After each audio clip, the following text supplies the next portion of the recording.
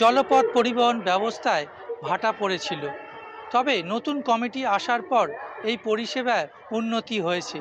স্নেহাশিস চক্রবর্তী পরিবহন মন্ত্রী 7 কোটি টাকা অনুদান দিয়েছে এই হুগলি নদী জলপথ পরিবহনকে।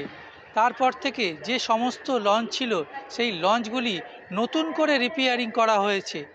যবে থেকে কমিটি হয়েছে তবে থেকে আমরা ধরছি, আমরা পিছনের দিকে তাকাতে চাইছি না, কেন সামনের দিকে তাকানোই ভালো, যাতে এগিয়ে যেতে পারি এবং সবাইকে এগিয়ে নিয়ে যেতে পারি।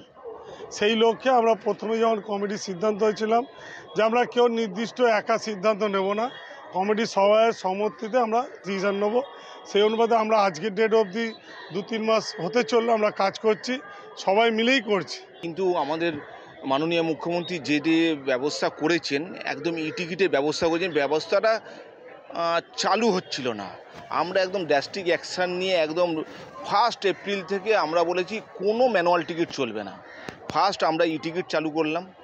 টিকিট চালু করার পর থেকে আমরা দেখলাম আস্তে আস্তে আমাদের কাছে একখানা প্রতিযোগিতা, খুব মারাত্মক প্রতিযোগিতা চলে এসছে যে হাওড়া থেকে চাঁদপাল ঘাটের যে যাত্রীরা তারা মেট্রো করে চলে যাচ্ছিল এবং তাদের সাথে কম্পিটিশানের প্রথম কদিন আমরা প্রায় 20%, 22% সেল ডাউনও হয়েছিল।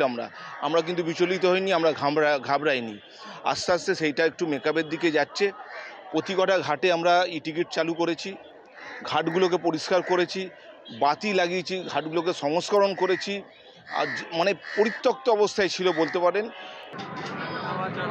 আসলে ভালো লাগে। না না, আমি আর এখানে যাতায়াত, হ্যাঁ আগে থেকে ভালো হয়েছে। লঞ্চ পরিষেবায় আবার নতুন করে রূপ পেয়েছে। হাওড়া থেকে জগন্নাথ সামন্ত, আমার শহর, কলকাতা টিভি।